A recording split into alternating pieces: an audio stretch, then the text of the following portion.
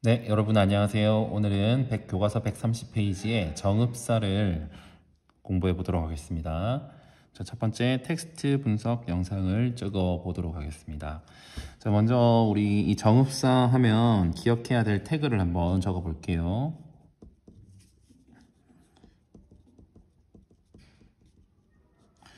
자, 정읍사는 갈래상 고대가요에 들어갑니다. 자, 고대가요 중에서도 백제의 노래입니다.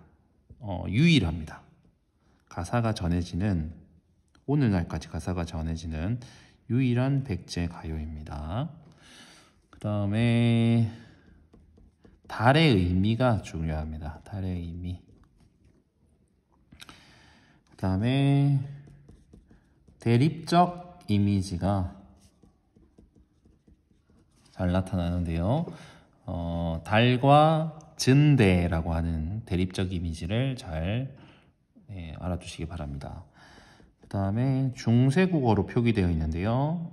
중세국어 표기로 된 이 단어 어휘들의 의미를 잘 알아두시기 바랍니다. 그래서 작품에 나타난 중세국어 표기의 국어 표현의 의미까지 설명하도록 하겠습니다. 자, 먼저 제목의 의미를 한번 살펴보시면요. 정읍이라고 하는 곳은 지역명입니다. 지역명. 정읍에서 전해지는 그런 노래인 거죠. 정읍사. 작자는 미상입니다. 고대가요의 대부분은 다 작자 미상이 되겠습니다. 자, 본문으로 들어가 보도록 하겠습니다. 그 전에 선생님은 지금 이렇게 연을 나눠놨는데요. 실제 연이 나눠져 있지는 않습니다. 교과서에 보시면 그냥 1연 통한으로 연으로 되어 있습니다. 1연으로 되어 있고요. 1, 2, 3, 4, 5, 6, 7, 8, 9, 10, 11. 1년 11행으로 되어 있는 구조고요. 선생님이 이렇게 나눠 놓은 이유는 1연에서 4연까지의 내용이, 그리고 5연에서부터 7행까지의 내용, 그 다음에 8행부터 11행까지의 내용이 구분되기 때문에 나눠놨습니다. 먼저 1행부터 4행까지의 내용은 달에게 남편의 안녕을 기원하는 내용입니다. 다음 5행에서부터 7행까지는 남편에게 나쁜 일이 생길까 두려워하는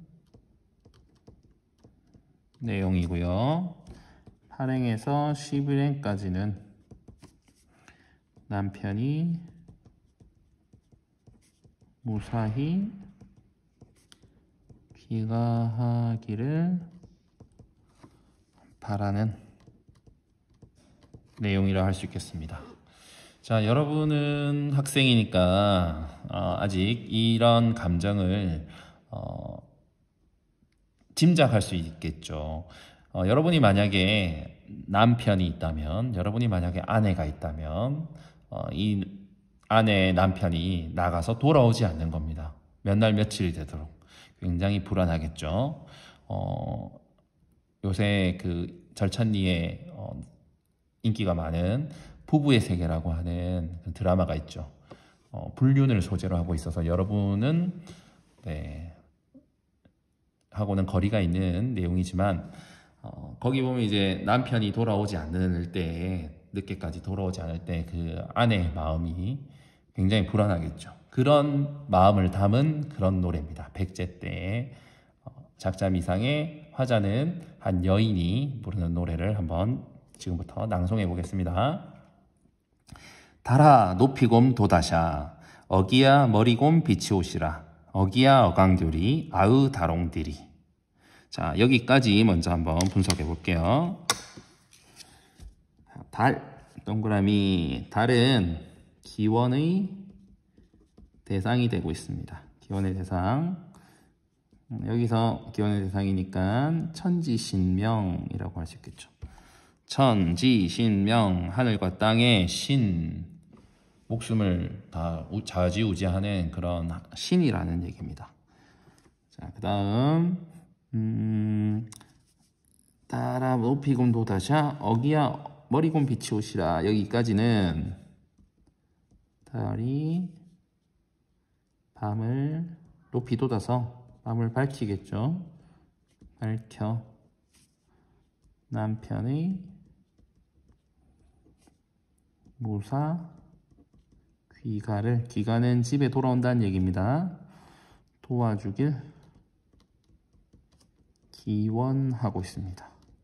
그래서 당연히 기원적인 속성이 있습니다. 바라고 있는 겁니다. 자, 그 다음 어기야 어강들이 아으 다롱들이라고 했는데요. 이 부분은 후렴구입니다. 후렴구라고도 하고요. 다른 말로 여음구라고도 합니다. 여음은 남는 말이라는 겁니다. 따로 의미가 있는 게 아니라 후렴으로서 어떤 음을 음을 좀 드러내기 위한 그런 노래입니다. 따라서 생략이 가능한데요. 지금 여기 각 장에서 이 후렴구를 생략하게 되면은 3장 6구 형태가 됩니다. 3장 6구. 그래서 시조와 비슷한 형식이죠. 그래서 시조의 원형이라고 얘기들 많이 합니다. 이따가 다시 한번 볼게요. 자, 그래서 1행에서 4행까지는 달에게 남편의 안녕을 기원하는 그런 내용이었습니다. 자, 그 다음 5행에서 7행까지는요. 저제 여러 신고요 어기야 전대를 드대 올세라 어기야 어강들이. 자, 이 부분 볼게요. 자, 저제라고 하는 것은 시장을 말합니다. 여기 저자의 시장에라는 것이죠. 시장에 여러 신고요 라고 했는데 계신가요 라는 뜻입니다. 시장에 가 계신가요? 시장에 가서 있습니까? 라고 한 거죠. 그러면은 여기를 통해서 알 수 있는 것은 남편이 시장과 관련된 일을 하는 사람이라고 짐작할 수 있겠죠. 그걸 행상이라고 합니다. 행상이님을 짐작할 수 있습니다. 다음 어기야 전대라고 했습니다. 이 전대가 의미가 중요한 의미가 되겠습니다. 이 달 부분이랑 전대랑 빨간색으로 표시할게요. 자, 전대는 어두운 곳이라는 의미인데요. 어두운 곳. 그런데 이제 그 의미는 상징적 의미는 위험이라는 의미를 갖고 있습니다. 자, 전대가 왜 어두운 곳이냐면은 전대가 이제 의미가 진 곳이라는 거죠. 그러니까 어두운 곳이라는 의미를 가집니다. 근데 다른 뜻으로는 다른 여자를 뜻할 수도 있어요. 그러니까 젖어 있는 곳, 축축한 곳 이런 의미예요. 그래서 위험, 이 여성의 입장을 봤을 때는 다른 여자가 위험의 의미를 가지겠죠. 위험한 대상이니까 어떤 불륜의 대상이 될 수도 있잖아요. 그래서 여기서 전대는 남편이 위험에 빠질까? 드디어 올세라 했죠. 전대를 드디어 올까? 두렵다. 근데 이 부분이 중요하니까 컴서를 한번 그어볼게요. 전대를 드디어 올세라. 자, 이 부분이요. 남편이 위험에 빠질까 걱정하고 있습니다. 리을세라, 이 료를 뒤에 리을부터 해서 리을세라가 나중에 정리를 할 건데 고대 국어 표현입니다. 그래서 뭐뭐 할까 두렵구나 이런 의미거든요. 그래서 이따가 다시 한번 정리할게요. 어기와 어강돌이는 역시 여음이 되겠습니다. 여음 후렴구고요. 그 다음 8행에서 11행까지는 남편이 무사히 귀가하기를 바라는 내용입니다. 어느 이다. 이거는 그냥 이응이 아니죠. 우리 1학년 때 배웠던 중세국어 옛 이응입니다. 어느 곳이든지 놓고 오세요. 놓고 어느 것이든지 다 놓아버리십시오. 어기야 내 간혼 내 여기 사이에 님이라고 하는 부분이 생략되어 있다고 보시면 됩니다. 나는 어기야 어느 것이나 다 놓고 오십시오. 어기야는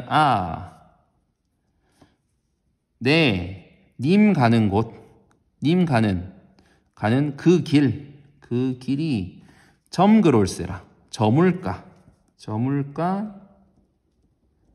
두렵구나가 되겠습니다. 저물까 두렵구나 걱정되는구나. 남편이 돌아오는 그 길이 나는 여자겠죠. 여성 화자고요. 여성 화자가 님이 가는 그 길이 어둡거나 위험할까봐 이게 저물까라는 의미입니다. 그래서 어둡거나 위험할까봐 굉장히 두렵구나, 염려되는구나 라는 의미입니다. 어기야 어강들이 아우다롱들이는 역시 후렴구가 되겠습니다. 여긴 다 후렴구고요. 후렴구, 영구. 자, 여기까지 이제 전체 구성 그리고 각각의 의미 한번 살펴봤고요. 자, 이 부분을 각각 기, 서, 결, 한자로는 이렇게 얘기하고요. 우리말로는 처음, 중간, 끝 이렇게 얘기할 수 있습니다. 자, 저자의 의미, 시장, 진대, 진 곳, 어두운 곳, 혹시 위험한 곳 이런 의미라고 보시면 되고요. 그 다음에 나머지는 우리 학습지 정리하면서 한 번 더 나오니까 다시 한번 보도록 하겠습니다. 그 다음에 이어서 학습활동으로 가보도록 하겠습니다. 자, 학습활동 1번. 다음은 이 작품의 배경설화이다. 이를 참고하여 작품에 나타난 시어의 상징적 의미를 파악해보자.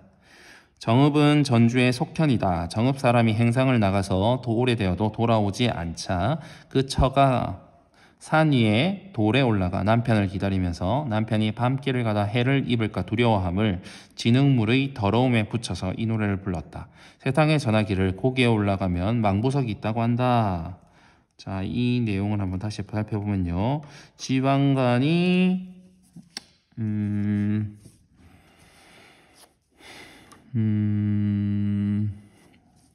남편을 기다리면서 남편을 밤길 가다 해를 입을까 두려워하는 감정이 있죠. 이게 이제 남편에 대한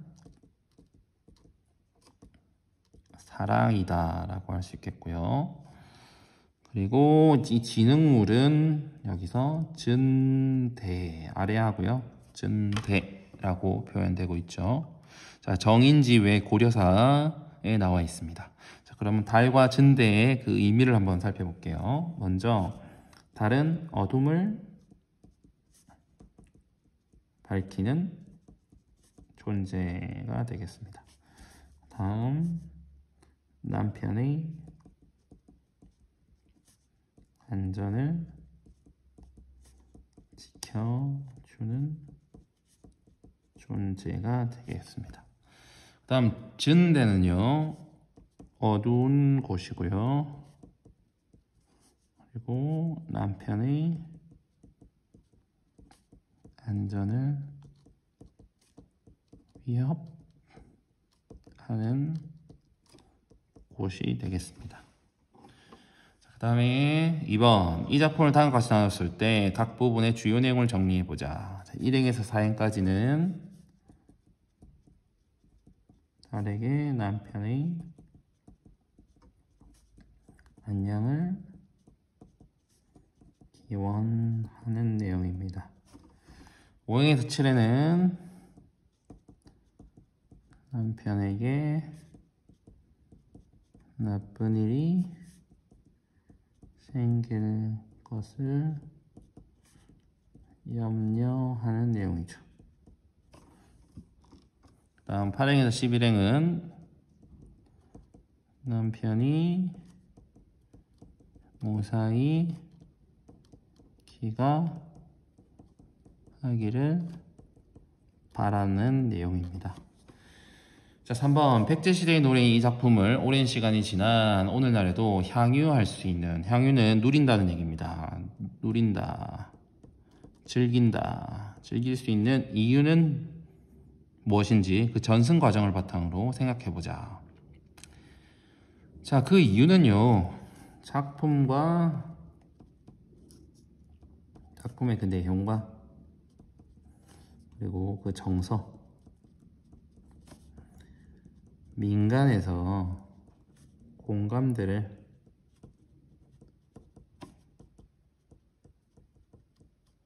형성하여 지금까지 오랫동안 입에서 입으로 굽이 전승될 수가 있었고, 이것이 한글 창제 후에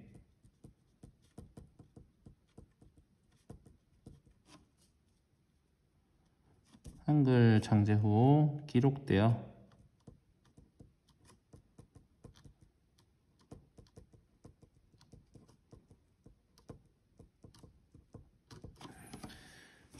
전해졌기 때문이다 라고 할 수 있겠습니다. 네. 자, 그 다음 4번으로 가보겠습니다. 자, 한국문학의 개념과 범위를 살펴보기 위해서 정지상의 송인이라고 하는 시가 나와 있습니다. 자, 송인이 시험에는 이제 빠지기 때문에 자세하게는 다루지 않고요. 간단하게 한번 보겠습니다. 정지상의 송인은 이제 고려 시대 때의 노래고요. 갈래는 한시에 들어갑니다. 송인은 님이라는 뜻입니다. 이 송은 보내다. 역시 이별한다 라는 겁니다. 이별하는 상황에서 님을 보내는 그런 노래가 되겠습니다. 한자는 한번 선생님이 읽어볼게요. 5월 장제 초색다 송군 남포동 비가 대동강수 하시진 별루년년 첨록파. 이 내용은요, 비개인 긴뚝에 풀빛이 고운데, 남녀가 서로 이별하는 그 상황입니다. 풀빛이 곱다라는 얘기는 자연이 아름답다. 자연이 아름답다 라는 얘기고요. 이는 이별의 슬픔과 대조되는 그런 상황입니다. 그리고 남포에서 님을 보내며, 자, 남포에서 님을 보낸다라는 얘기는 님과 이별하는 상황인 거죠. 제일 처음 했으니까 임이라고 써야겠죠. 임과 이별함 상황이고요. 그리고 슬프다라고 했으니까 이별의 슬픔을 노래하고 있습니다. 자, 대동강물이 언제나 마르리 하고 끝났으니까 해마다 이별의 눈물을 보태나니, 그러니까 얘가 이유고 얘가 결과죠. 그래서 이 둘이 도치되었습니다. 이 해마다 이별의 눈물을 보태니까 대동강물은 언제 마르겠느냐 이렇게 얘기해야 되겠죠. 그 다음에 이별의 눈물을 보탠다라고 했으니까 과장법이 사용되고 있습니다. 그 다음에 언제 마르리 했으니까 서리법이 사용되고 있고요. 그래서 만약에 송인을 출제한다면 이렇게 서리법, 과장법, 도치법을 묻는 경우가 많습니다. 자, 한시 이렇게 한자가 7개가 나와 있어서 7원, 그리고 하나, 둘, 셋, 네 줄로 되어 있죠. 그래서 네 줄로 된 걸 갖다가 7원4 이걸 절구라고 합니다. 그래서 7원 절구라고 얘기하고요. 한시 7원 절구. 주제는 이별의 슬픔이 되겠습니다. 이별의 슬픔. 자, 두 작품을 작가 전승 방식 내용의 측면에서 비교해 보자. 정읍사, 송인. 자, 한자로 기록되었다. 얘는 한글로 있죠. 구비 전승되다. 한글로 기록되어 전함. 형식을 맞춰줘야겠죠. 옆이랑 똑같이. 그 다음 작가는 정지상이라는 고려때 사람이고요. 작자가 미상이죠. 더 오래된 작품입니다. 백제가 고려보다 더 전이죠. 그 다음 내용은 대동강변에서 노래하는 이별의 슬픔이고요. 다음 정읍사는 행상 나간 남편의 무사 기환을 비는 아내의 간절한 마음이 그 내용이 되겠습니다. 자, 이를 바탕으로 두 작품 모두 한국 문학에 포함되는 이유를 말해보자 라고 했습니다. 자, 송이는 정지상이 창작한 한문문학 작품이고요. 정읍사는 구비전승되다가 조선시대 때 한글로 기록된 국문문학 작품입니다. 그러니까 얘는 한문문학이고요. 얘는 국문문학입니다. 자, 이 두 작품 다 모두 한국인이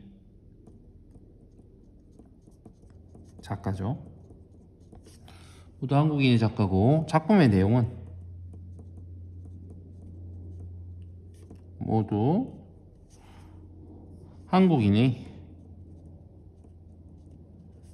정서와 사상을 담고 있다.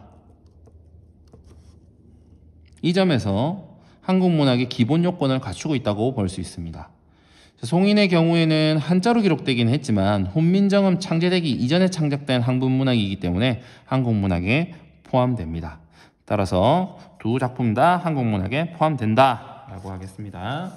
자, 5번 보겠습니다. 다음과 같은 작품을 한국 문학에 포함될 수 있는지 생각해봐라. 한국 문학의 범위를 어디까지 선정해야 되는지 모든 별로 토의해보자 라고 있습니다. 자, 지금 4번을 하면서 느꼈던 게, 자, 5번 보겠습니다. 자, 한국 문학의 개념과 범위에서 중요하게 다루는 부분은 바로 표기입니다. 그래서 한글로 쓰여졌는지 아닌지가 먼저 그 기준이 됩니다. 자, 그렇게 봤을 때 제동포가 미국에서 영어로 쓴 작품의 경우에는 의견이 갈릴 수 있어요. 일단 표기 수단이 한글이어야 한다고 보면은 이거는 아닙니다. 우리 한국 문학이라고 볼 수 없어요. 하지만 지금 한국 문학의 범위에 포함시키는 것이 바람직하다라고 주장할 수도 있습니다. 왜냐하면 죄동포가 영어로 쓴 작품이라고 하더라도 한국인의 보편적인 정서와 사상을 담고 있을 수 있고요. 그리고 한국 문학의 범위를 그렇다면 폭넓게 확장해서 한국 문학의 발전상을 모색해야 된다라는 측면을 봤을 때 포함시키는 것이 바람직하다고 볼 수도 있습니다. 그래서 첫 번째의 경우는 세모로 하겠습니다. 다음 두 번째, 우리나라 사람이 우리나라에서 외국어로 왜 썼을까요? 외국어로 썼어요. 자, 그러면은 이거는 한국 문학이라고 볼 수 없습니다. 표기 수단이 한글이어야 합니다. 그 다음 다른 나라에서 우리나라로 이주한 외국인이 한국어로 썼죠. 그러면 이거는 한국 작품이 됩니다. 우리나라로 이주한 외국인이 썼는데요. 자, 이 우리나라로 이주한 외국인이 한국인의 보편적인 정서와 사상을 노래하지 않았다. 그러면 얘는 한국 문학이 아니에요. 자, 그런데 외국인도 이미 우리나라 사람이 될 수도 있는 거고 이 이주 외국인을 한국인으로 볼 수 있느냐 없느냐에 따라서 의견이 갈릴 수 있어요. 하지만 우리 사회는 이미 다문화 사회가 되었고 이에 따라서 한국인의 범위 또한 빠른 속도로 커지고 있죠. 따라서 이러한 넓은 개념이 한국인의 정서를 가지고 한국어로 창작한 작품이다라고 봤을 때는 얘가 한국 문학이 될 수가 있습니다. 자, 이렇게 한국 문학의 범위에 대해서도 한번 정리를 해보았습니다. 자, 다음은 감상을 마치며 한번 보도록 하겠습니다. 자, 정읍사는 가사가 전하는 유일한 백제 가요다. 행상을 나가 늦도록 돌아오지 않는 남편을 걱정하는 아내의 심정을 노래한 것이다. 아내의 심정이고요. 가사가 전하는 유일한 백제가요입니다. 그럼 가사가 전하지 않는 백제가요는 어떤 걸까요? 그러니까 기록상으로 남아있는 겁니다. 가사는 뭔지 모르겠지만 예전에 뭐 제목만 뭐가 있었다 이런 식으로 옛날 고서에 이렇게 남아있으면은 얘는 가사가 전하는 게 아니죠. 그런 경우에를 다 제외하고 가사가 전하는 백제가요는 정읍사가 유일하다라는 얘기입니다. 화자인 아내는 남편이 무사히 집으로 돌아오기를 바라는 간절한 소망을 달에게 의탁한다, 맡긴다라는 겁니다. 달에게 맡겨 기원하고 있다. 이 작품은 해석상 몇몇 이설이 존재하는데 증대를 남편에게 닥칠지도 모르는 위험, 여기서 말하는 위험은 진흙탕에 우리가 진흙탕을 발을 디디면 그 미끄러져서 자빠질 수가 있죠. 그런 것처럼 구석진 어두운 곳으로 가서 뭐 산적을 만난다거나 이렇게 피해를 입는 경우를 말하는 겁니다. 그래서 생명의 위협을 느낄 수가 있겠죠. 그런 것으로 보는 것과 남편을 유혹하는 무엇으로 보는 것, 다른 여자라고 보는 거죠. 다른 여자로 보는 경우에 이제 집약된다. 그런 쪽으로 의견이 모인다. 전자로 보면 행상 나간 남편의 안전을 비는 아내의 애틋한 정서를 표출한 사랑 노래로 볼 수 있지만 후자로 보면 남편이 다른 여인의 유혹에 빠질 것에 대한 의구심이나 질투심을 드러낸 노래로도 볼 수 있다. 그래서 사랑 노래로 본다. 아내의 애틋한 정서로 보는 경우 다른 여인의 유혹에 빠지는 의구심이나 질투심이 드러난 노래로 볼 수 있다라는 의견을 살펴봤습니다. 자, 그 다음 원형적 상징을 한번 보죠. 자, 원형적 상징이란 시대와 장소를 초월하여 모든 이가 보편적으로 공유하는 상징을 뜻합니다. 정읍사에서 다른 증대를 밝혀주는 대상이자 남편의 안전을 지켜주는 것으로 원형적 상징으로서의 다른 광명이나 기원의 대상을 의미합니다. 광명이나 기원의 대상이고요. 이러한 달의 원형적 상징은 향가, 창기파랑가, 원앙생가 등에서도 공통된 의미를 갖습니다. 창기파랑가에서 다른 화자가 높이 우러러보는 광명의 존재이고 원앙생가에서 다른 화자의 간절한 소망을 들어줄 수 있는 대상입니다. 또한 원형적 상징은 달 외에도 물, 불, 해, 어둠 각각 의미가 생명력 정화, 밝음 파괴, 광명 희망, 혼돈 죽음 이런 기본적인 의미를 갖는다는 겁니다. 그래서 원형적 상징은 작가가 개인적으로 정하는 그런 의미를 갖는 그런 상징이 아니고요. 시대와 장소를 초월해서 모든 이가 보편적으로 공유하는 그런 상징을 말합니다. 그래서 뭐 비둘기 하면 평화 이렇게 떠올리는 그런 상징이죠. 그런 상징과도 다릅니다. 그래서 인류가 보편적으로 가지고 다른 나라의 다른 곳에서는 비둘기를 평화라고 생각 안 할 수도 있거든요. 비둘기 하면 먹는 것 이렇게 생각할 수 있는데 원초적으로 우리가 가지고 있는 그런 상징을 말합니다. 그래서 물은 생명력, 불은 파괴, 해는 광명, 어둠은 혼돈 이런 기본적인 근원적인 그런 의미를 갖는 상징을 말합니다.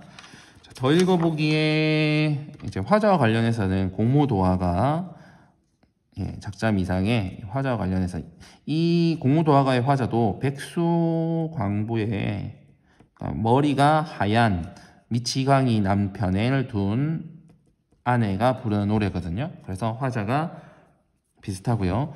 그 다음에 윤호영 우리 앞에서 수필 했었죠. 여기 우리 참새 그 작가죠. 소재로 봤을 때는 달밤이라고 하는 그 수필이 있는데 자, 이 수필과 소재랑 비슷하다라는 이야기를 하고 있네요. 자, 이제 마지막으로 학습지로 가보겠습니다. 자, 학습지 같이 해보겠습니다. 자, 첫 번째 제재개간이 나와 있네요. 자, 제재개간은 첫 번째 갈래, 고대가요죠. 고대가요, 서정시. 자, 성격은 서정적, 비유적, 기원적.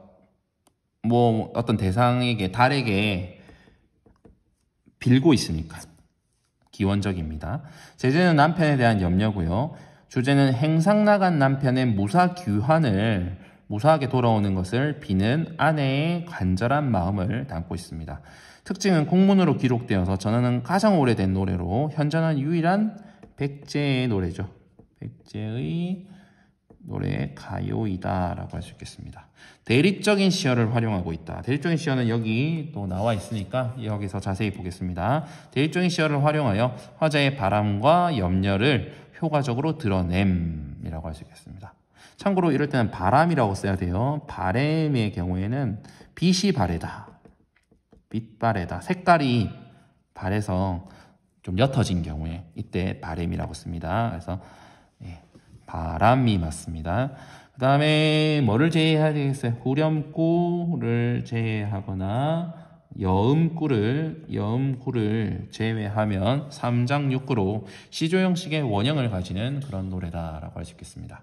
그 다음 전체 구성은 희서결 처음 중간 끝 누구에게 달에게 남편의 안녕을 기원하고 있고요. 그 다음 두 번째는 남편에게 나쁜 일이 생길까 염려하고 있습니다. 그 다음 8행의 11행은 남편이 무사히 귀가하기를 바라고 있습니다. 자, 대립적인 시어와 그 상징적인 의미를 한번 살펴볼게요. 대립적인 시어는 달이 먼저 되겠죠. 달은 어둠을 밝혀주는 그런 존재고요. 남편의 안전을 지켜주는 그런 존재입니다. 자, 반면에 증대는 어두운 곳이죠. 그리고 남편의 안전을 위협하는 곳이 되겠습니다. 그래서 이를 통해서 이 둘의 대립을 통해서 행상 나간 남편이 위험에 빠지지 않고 무사히 돌아올 수 있도록 달에게 비는 내용이 나타나죠. 빌다죠, 빌다. 따라서 이게 명사형으로 되면은 미음이 들어서 빔 이렇게 그래서 리을 미음으로 쓰는 겁니다. 만들다도 똑같아요. 그래서 만듦 이렇게 되는 거죠. 자, 그 다음 우리 2번은요. 작품에 나타난 고대 국어 표현입니다. 앞에서 우리 한번 얘기한 적 있죠. 고대 국어 표현 한번 정리해 볼게요. 중세 국어로 나타나 있는 거죠. 고대 중에서 중세 국어로 표기되어 있는데 중세 국어 표기를 한번 살펴보겠습니다. 먼저 달하라고 했을 때 하는 높임의 혹격 조사라고 합니다. 달을 부르는 거죠. 달하. 하는 달님이시여 이렇게 풀이하면 됩니다. 달하. 그 다음에 높이곰 머리곰이라고 나오는데 곰은 강조를 나타냅니다. 강조. 그래서 강세전미사라고도 얘기합니다. 강세전미사인데 쉽게 얘기하면은 제곱이라고 생각하시면 됩니다. 그래서 곰 대신에 제곱이니까 높이 두 번 쓰는 거죠. 높이. 그래서 높이 머리 하면 어떻게 되겠어요? 진짜 높이 그리고 멀리가 되겠죠. 그래서 높이 멀리 이렇게 이해하시면 됩니다. 그 다음에 리을세라 이 부분이죠. 리을세라. 자, 이 리을세라는 두려움을 나타내는 어미가 되겠습니다. 그래서 드대올세라는 디들과 두려워라, 점굴올세는 저물과 두려워라 이렇게 풀이되는 겁니다. 자, 여기까지 학습지 완성해 봤습니다. 여러분 수고 많으셨습니다. 안녕.